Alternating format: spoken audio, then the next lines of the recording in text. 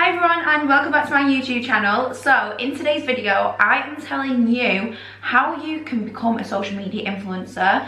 Whether it's an influencer or a content creator, whatever you want to call it, this video is for you. So we are going to be discussing all things from content creation to collaborations to how you can earn money through the power of social media. And don't be fooled, you actually don't have to have a lot of followers in order to be able to earn an income through the power of social media. So make sure that you stick along throughout this entire video, take notes, grab yourself a coffee, some biscuits, a snack, whatever that may be, because I've got a feeling that this is going to be a long video. I might have to actually split it into two parts. Who knows? I'm sure we'll soon find out. I'm pretty sure you have all heard of lounge underwear, and I am obsessed with everything lounge, okay? They have very kindly sent me over some bits for me to show you guys and to share with you all. I personally chose all of the items that I'm going to show you now, and I am obsessed with everything. So first of all, starting off with this hoodie, it might look a little bit dirty. I don't know if the camera's picking up on it right now, but obviously I am a mum. I've just fed my daughter, and probably beige wasn't the choice of colour for today, but anyway. So this gorgeous hoodie, I'll try and stand up and show you. And as well, these leggings, I'm 26 weeks pregnant and they just hug my bump and my bum. Honestly, I'm obsessed with them. This is the colour of the leggings. This is the gorgeous hoodie. And it's got a hood at the back as well. It is fair to say I am obsessed with this colour. I'm obsessed with the outfit. I'm pretty certain that this is available in other colours as well, but this was just my personal fave. And it would have been very rude not to get the matching joggers as well. So the joggers match the hoodie. I'm obsessed with oversized joggers. Like when I'm pregnant, I'm sure if you're a parent or if you're pregnant you can relate to this. I just love living in oversized clothing until like my 3rd trimester. I don't know why, but I think for me personally, I just feel more confident wearing oversized clothes, even though I am pregnant. But I'd still go through phases in my head. I'm like, oh my god, do they think I'm just, you know? But anyway, I'm obsessed with these joggers. They've got the cuff detailing at the bottom, yet again my absolute fave. So this is the elasticated waistband. I am absolutely obsessed with these. They have cuffed ankles at the bottom as well, and we all love a pocket, don't we? For when you're out and about, you just need a pocket. Yeah, pocket on either side of the leg here as well. These are so soft, so comfortable. I'm definitely going to be wearing this to my next hospital appointment, which is, I think it's next week or the week after, I can't remember. Okay, so next up we have got a matching top which goes with this hoodie, it goes with the leggings, it goes with the joggers. And the fact that I've got things in similar colours, I've basically got what, like, I could just mix and match the outfits. So for example, this is the gorgeous little crop top that I chose to go along with these outfits. I am obsessed. So I could wear this with the leggings, I could wear this with the joggers. I've got the hoodie as well, so I could tie this around my waist. I could put the hoodie over this top. Honestly, I'm just absolutely buzzing that I've got all 4 of these items. So I've got the hoodie, the leggings, the joggers, and this gorgeous top as well. All the colours match, so I basically like got mix and match outfits, which you can never go wrong with a mix and match outfit, can you? And just for size reference, guys, everything that I've got is probably more than likely size medium. And I've noticed as well, everything is really elasticated, and there's a lot of room in the clothing for me to grow because I'm pregnant, if that makes sense. For my bump to grow, I think. So this is the bamboo triangle classic set, and honestly it is absolutely beautiful. The material of this, I wish you could feel it. It is so soft, and obviously as I'm pregnant, like, parts of my body are growing, including, you know, so this material is extremely comfortable for me personally. I personally have a few sets of these, and honestly they're so comfortable. Like, I literally walk around the house in just a bra and some joggers and it's so comfortable.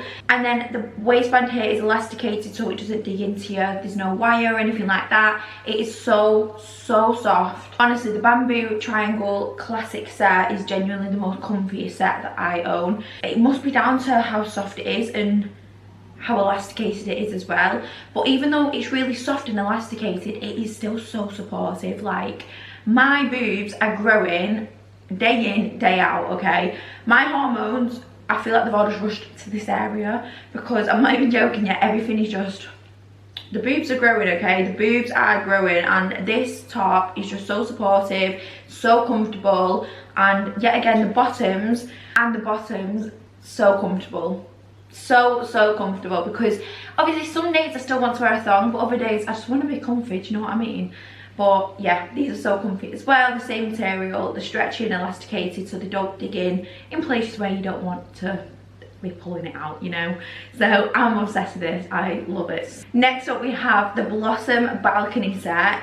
This set is so beautiful. The detailing on the bra and the knickers as well is just unbelievable. Like, I think you can, I'm sure you can see that on camera. It is lacy and it is underwired, but yet still so comfy. And can we just speak about the colour? This colour just screams at you. I'm obsessed with it.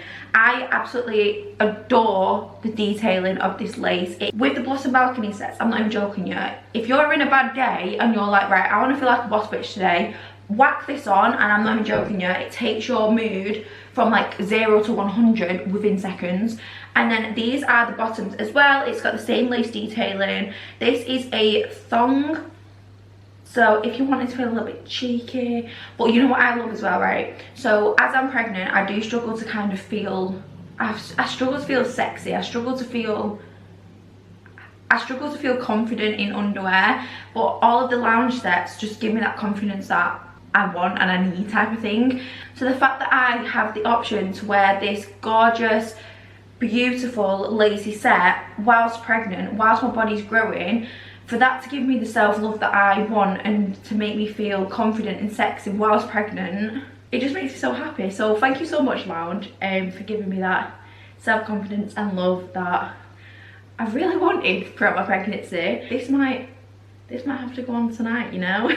Right, so summer is slowly but surely approaching, and Lounge have some of the most beautiful, when I say beautiful I mean stunning bikinis. So this is the New York bikini top. I am obsessed. Like, can we just appreciate the detailing, the shape, everything about it? From the structure of this bikini top, you can tell that it's just going to give you protection, it's going to give you support, it's going to make your boobs look absolutely insane. And as well, in multiple places, it has got this rose gold detailing, and this actually says Lounge here. And then at the back, it's just got like this little buckle thing, which you just click into place. And that also has the Lounge name in it as well. Honestly, the detailing is beautiful. And then you have got the adjustable straps as well, yet again with the gorgeous rose gold detailing. And then these are the New York bikini bottoms.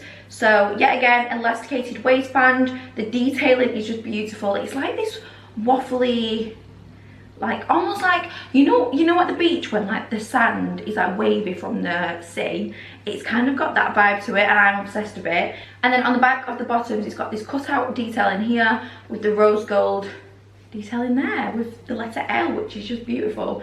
So me and Lorenzo are hoping to go away before baby number 2 arrives, so if we do, fingers crossed, that is coming with me 100%. Well, to be fair, everything will be. I've got an airport outfit, I've got my underwear, I've got my bikini. What more could you want? So that is the end of my mini Lounge haul. I'm absolutely obsessed with everything. Honestly, Lounge empower women of all shapes, all sizes, all ethnicities, whether you're pregnant, whether you're not. Honestly, this company, I highly recommend to anyone who wants to have that little bit of extra self-love or simply wants to just help boost their confidence, because like I said in this video, as I'm pregnant, I really do struggle to kind of like love my body, if that makes sense, because I'm going through all these changes again. And I briefly spoke about this in another video, but because I got pregnant so soon after my first, I feel like I've just been pregnant for the constant like 2 years type of thing. So recently I've been struggling to love my body, and it is really difficult, but I'm not even just saying this for the sake of it. Whenever I pop on a Lounge set, it's a different story, do you know what I mean? So if you are wanting to treat yourself to something from Lounge, whether it's some loungewear like this gorgeous oversized hoodie, the leggings, the joggers, or you want in a bikini for your summer holiday, or you want to get some lingerie, make sure that you check out all the details that are on screen now. You can use my code RubyT10 to save some money, and I will leave the link in the description box down below as well. But a massive thank you to Lounge for being part of this video. Now let's get started into how you can become an influencer. I'm not gonna lie to you, it is a couple of days after the start of this video, simply because the past few days I have had a rough couple of days, right? And I don't know if this is going to sound daft, but I feel pregnant now. Like, I actually feel pregnant now. And it's just come out of nowhere. The tiredness, like, I feel like I'm not eating as much as I should be. I've just been feeling really run down, basically. I won't go into detail too much because obviously that's not what this video is about. So I am in the car with Delilah. She just sat in the back there eating some McDonald's chips. Very nutritious, I know. Karen's don't come for me, he keeps her quiet, alright? And I need to film this video. So the reason why you are watching this is to find out how you can become an influencer. And the first thing that I'm going to say is, if people tell you that this industry is saturated, don't get me wrong, it's a very popular industry, but personally I do not believe it is saturated in the slightest. Simply because, well, first things first, I think it's saturated personally by people who are trying to be people they're not, if that makes sense. Like, it's saturated with people who are doing the same thing. Now that leaves a lot of room for you to start influencing, being unique and true to yourself, and those two things are key to becoming successful within this industry. Yeah, it's right, isn't it? Yeah.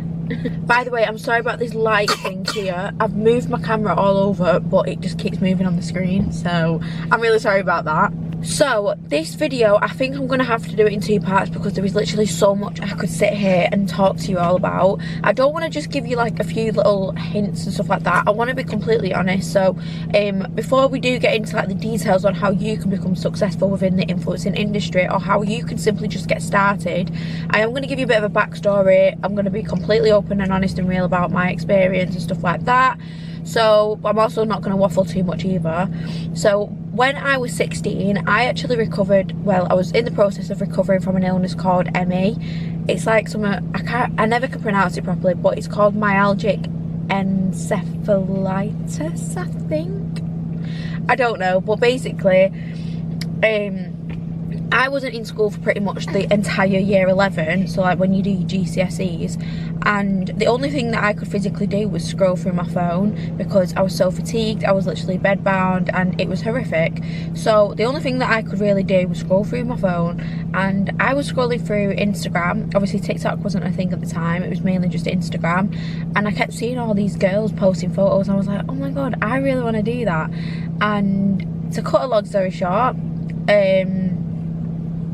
I then started college when I was 17 or 16, however old you are when you start college, and I started posting onto my social media. I did start it a little bit in high school, and I had about 3,000 followers in high school, I think, so when I was 16, and I just thought, you know what, no, I want to do this full time. And I remember I got myself, oh, was it a present? I can't remember, but I had the camera that I have now. And obviously, if you've been following me for a while, you'll know that me and my family love Anglesey. So we went to Anglesey and I actually vlogged. Or I might have even been doing it on my phone at this point, I don't know. But my mum and dad were like, Ruby, what are you doing? Like, put your phone away, like, stop filming everything. And I was like, no, I want to do social media. So anyway, I kept doing what I wanted to do, despite like my own family even was like, Ruby, that's not a real job, you need to get a real job. So this is what, for how many years ago? 7 years ago, 8 years ago? That's mad, that is mad. So 8 years ago, like my own family doubted social media because it was a new thing. And it's crazy because whatever Delilah's going to be when she's older, that job probably, more than likely, doesn't even exist yet. Just like when my mum and dad were my age, social media wasn't a thing back then. Do you know what I'm trying to say? So I just think that is absolutely crazy because 8 years ago, my parents, my family were all like, what are you doing? Like, it's not a real job, you need to get a real job. And now it's my full-time job. So that's a bit of a background with how I started. So how can you start social media? So I am going to do it in, this is going to be part 1 and I will be doing a part 2. I'm not really too sure what we will cover in this video. I just don't want you to be bored and just be watching me like, Ruby, come on, hurry up, what's next type of thing. Let's just cover the basics, the main things, okay? A lot of people come to me and they say they want to do social media, but they're too worried about what other people think of them. Now, what I would say to that is I completely understand where you're coming from, because at the very beginning I was a little bit like, oh, what are people going to think? But if it makes you happy and if you're serious about starting your social media journey, do it. This is your sign. If you're watching this now, do it. Doing social media is the best thing that could have ever happened to me, because it gives me the freedom. Don't get me wrong, it's not as easy as people do actually make it out to be. Like, I see people like, oh, all you do is make videos, all you do is take photos. That's literally borderline of what social media is, because when you think about it, you have literally got to be your own photographer, your own editor, your own accountant, your own manager to a certain extent if you don't have a management, but we will get into managements throughout this video, because obviously you need to know how to negotiate, you need to know how to speak to companies, you need to know how to, like, you need to know how to do invoices, and there's so much that goes into it. I could literally sit here all day, but some people just think it's a case of taking a photo and uploading it and like getting paid for it.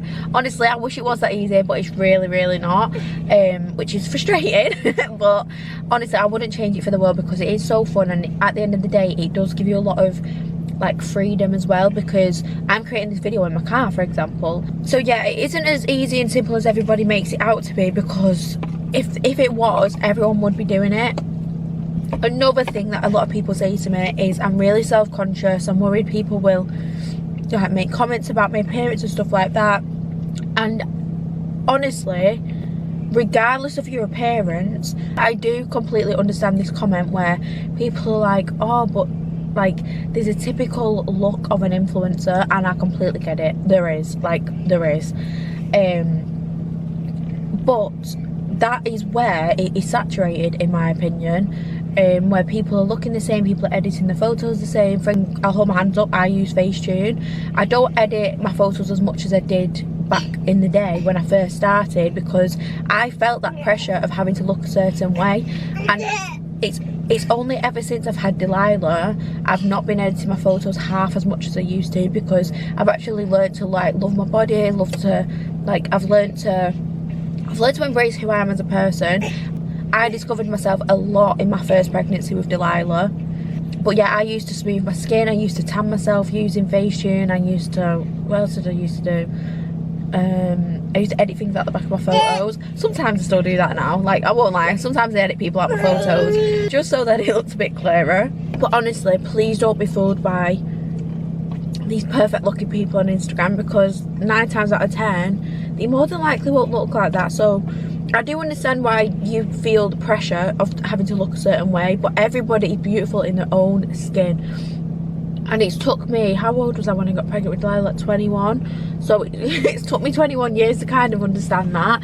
But now, because I've had a child, oh, it sounds like such a mum comment, doesn't it? But I feel like it's very, I don't know, because I don't want to be that old cliche, like that cliche person. Everyone's beautiful in their own body, but it's true. Like, everyone is unique. There's not another one of you in the world, if that makes sense. So at the beginning of this video, when I said that it's saturated in the industry, saturated with people who are trying to be other people and like doing the same thing, there is so much room for people who are unique and people who are doing something different and not like everybody else, if that makes sense. And I do believe that my social media journey did take off when I was pregnant with Delilah, because I was so open, I was so honest, and I was extremely real about my journey. And I'd like to think that I have carried that on after I give birth to Delilah, and obviously I'm pregnant again now, so it's like round 2 type of thing. And I just feel like being your true self is gonna get you far in this industry, because people will be able to relate to you. And I think creating relatable content is one of the key factors in how to succeed within this industry. Right, that's enough of me preaching for one day. Honestly, if you are watching this video and you want to take social media seriously, I'm going to help every single one of you watching this, right? You need to make sure that you listen to everything that I say and you stay consistent, because consistency is key, right? And you need to make sure right now, pause the video, go and grab yourself some paper and a pen, and I want you to take notes. Because if you do everything that I say in this video and you put it into action, you'll smash it. And I'm not promising you're going to turn into an influencer overnight, because that is not the case. It requires dedication, your time and hard work. You need to make sure that you understand that this isn't going to happen overnight. It could take a week, it could take a month, it could even take a year. For me personally, I'm 23 now. I was pregnant at 21 with Delilah, so I was at 22. No, I was 21. So I started at about 16, 17, 18, 17, 18, 19, 20, 21. It took me 5 years, right? And everything that I'm going to tell you in this video, I wish that I'd have known to speed up that 5 years. Do you know what I mean? Hopefully it won't take you 5 years, it might do. But the important thing to remember is consistency is key. There is no change without change, okay? Remember that, there is no change without change. So if you're watching this video but you're not going to take anything from it and you're not going to put it into action, then you're not going to get anywhere. So it's really, really important that you listen to me and you put everything into action, okay? And if you stay consistent, watch the results. Right, so first things first, finding your niche. What is a niche? A niche is basically an industry or something that you're passionate about. So for example, my niche is motherhood and becoming a first-time parent. And obviously when I have baby number 2 in August, my niche will then develop into having 2 children under the age of 2. Your niche might be fashion, it might be beauty, it might be dogs, it could be cars, it could be baking, it could be absolutely anything that you genuinely have a passion for. And when I say genuinely have a passion for, I mean that exactly as I say it. Also, your niche is basically what you post about, the things that you share. So it's really important that you are genuinely passionate about it, simply because this will reflect to your audience and your followers and the people that you want to attract. People always ask me, Ruby, how can I get more followers? And the answer to that is you need to remain unique. Because for example, if your niche is baking, right, and you're posting reels on how to bake a cake or how to decorate a cake or something like that, like, you're gonna want followers who believe in you and are interested in you. So your audience then is obviously people who are interested in baking, people who are interested in events, maybe because you have cakes at events, if that makes sense. So all these things stem off each other. So for example, fashion can be related to beauty, beauty can be related to like skincare. Do you get what I'm saying? So it's really important that you understand that the followers that you want to be attracting isn't just everyone and anyone. You shouldn't just want loads and loads of followers just to say you've got 10k on Insta. Do you know what I mean? You need to stay consistent within your niche, so you're attracting people in your niche or related to your niche. So if you're a baker, you're going to want people who are interested in baking, who are interested in decorating, events, celebrations, like, do you know what I mean? Things like that. But the way that you're going to get those followers who are specific to your niche is, 1, by interacting with other people within that industry. Number 2, looking at who's liking and engaging with similar accounts to your own and following them, interacting with them, build up a relationship with them. That is so important to do, okay? But obviously I will speak more about followers and stuff further on in the video, but I'm just going through the basics right now just to give you a bit of an insight onto how to get started type of thing. The second thing is your content. Quality content is key.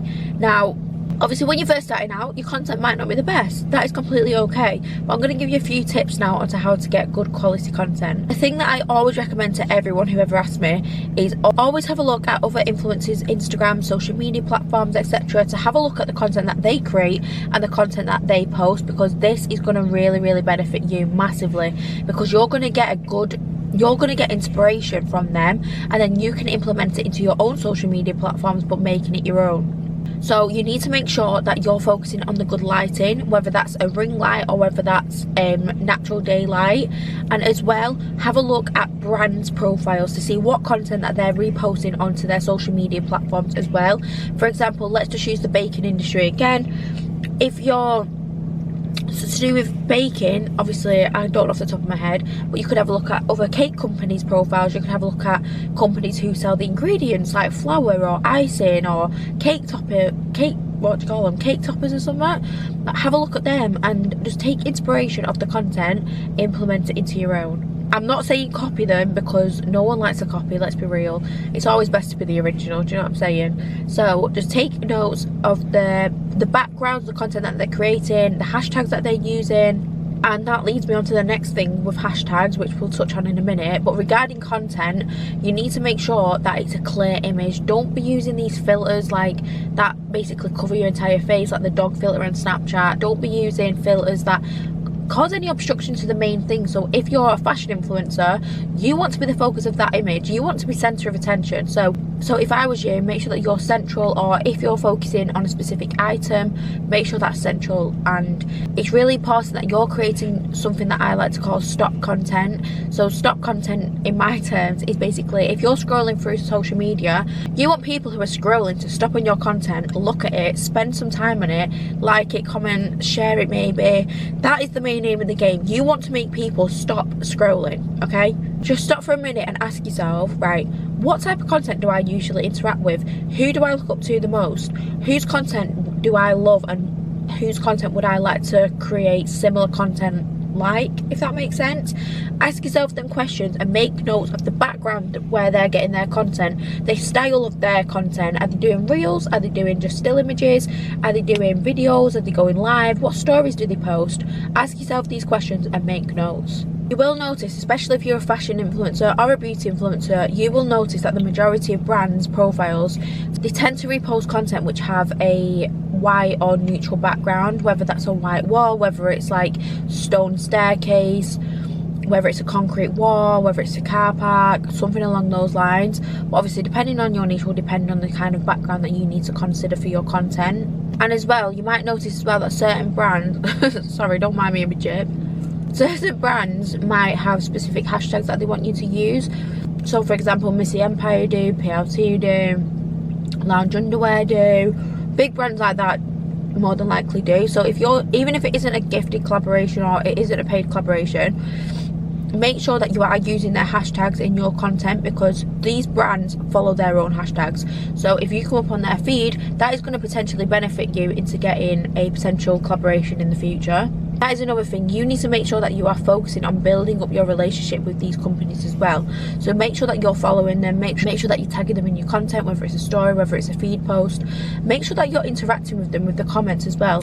Like, I know a lot of these big brands tend to do giveaways. Make sure you're participating in them. Make sure that you're like commenting on the post, you're just interacting with them, because at the end of the day, no company's really going to be like, oh yeah, we'll collaborate with you. Say if like you message them, hi, hope you're well, do you want to collaborate? But you don't follow them, they're not going to collaborate with you more than likely. Like, they want to work with people who genuinely have a passion for their brand and genuinely care about their brand and already use their brand.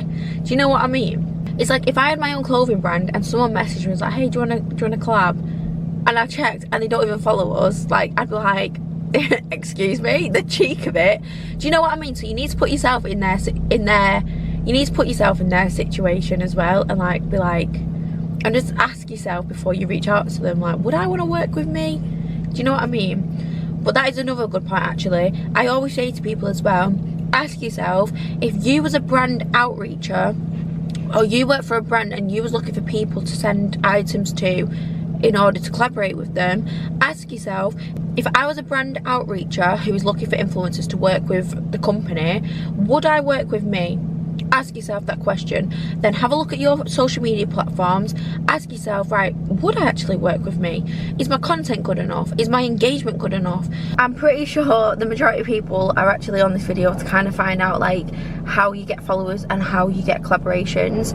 But what I'm going to do is I'm going to pop some questions on screen now, and I want you to write them down and I want you to answer them really, really like in detail and specifically.